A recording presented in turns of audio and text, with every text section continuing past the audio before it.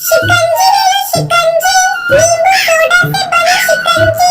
शिकंजी ले लो शिकंजी, नींबू सोडा से बनी शिकंजी। सुंदरवन के जंगल में बंटी कबूतर अपनी पत्नी टुनटुनी चिड़िया के साथ रहता था। उसकी एक बेटी थी जिसका नाम लूसी कबूतरी था। बंटी कबूतर एक किसान था। एक बार गांव के जंगल में बहुत बड़ा सूखा पड़ गया था, जिससे बंटी कबूतर के खेत में कोई भी अनाज की फसल नहीं आई थी। दोनों पति पत्नी मजदूरी करके अपना पेट पाल रहे थे। सूखा पड़ जाने के कारण जंगल में अब उन्हें कोई भी काम नहीं मिल रहा था। एक दिन थका हारा बंटी कबूतर घर लौटता है। तब टुनटुनी चिड़िया उससे पूछती है, क्यों जी, आज भी आपको कोई काम नहीं मिला? नहीं टुनटुनी चिड़िया, बहुत कोशिश की लेकिन कोई काम नहीं मिला। समझ नहीं आ रहा है ऐसे कितने दिन तक चलेगा।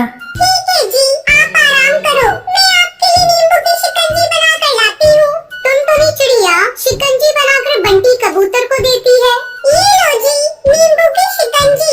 अब घर में थोड़े से ही नींबू बचे हैं। अगर कोई काम नहीं मिला तो भूखे मरने की नौबत आ जाएगी।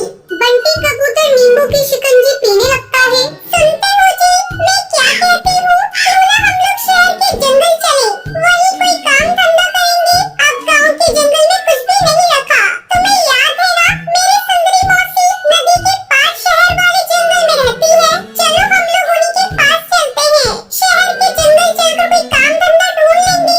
अब तो अपनी बेटी लूसी कबूतरी भी बड़ी हो रही है, उसके लिए भी तो कुछ सोचना है। ऐसा सोचकर दोनों पति पत्नी अगले दिन शहर के जंगल जाते हैं। अचानक उनकी मौसी टुनटुनी चिड़िया को देखकर कहती है, अरे टुनटुनी बिटिया, यहाँ अचानक आना कैसे हुआ? गांव के जंगल में सब ठीक है ना? क्या बताऊं मौसी, गांव के जंगल में इस बार ऐसा सूखा पड़ा है कि सारा खेत ही सूख गया है। कोई भी अनाज नहीं उग रहा है। वहाँ हम लोग भूखे मर रहे थे, इसलिए यहाँ आए हैं। आपका भरोसा था, अब आप ही हमें कोई काम धंधा दिला दीजिए, आपकी बड़ी मेहरबानी होगी। अच्छा किया बिटिया, जो अपने परिवार के साथ यहाँ आ गई। अब तुझे चिंता करने की कोई जरूरत नहीं। अच्छा बिटिया, ये बता तू गांव के जंगल से मेरे लिए क्या लेकर आई है? मौसी, मैं कुछ नींबू लेकर आई हूँ।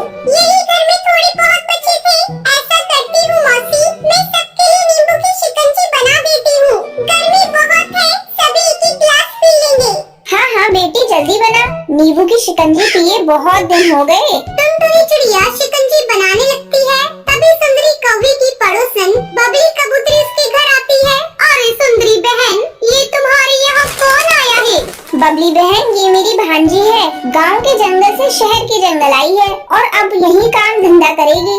तभी टुनटुनी चिड़िया सभी को शिकंजी देती है। नींबू की शिकंजी पीकर बबली कबूतरी कहती है, अरे वाह, ये शिकंजी तो बहुत ही स्वादिष्ट है। किस चीज से बनी है? बबली बहन, ये नींबू और सोडे की शिकंजी है। शहर के जंगल में तो कहीं भी ऐसी शिकंजी नहीं मिलती।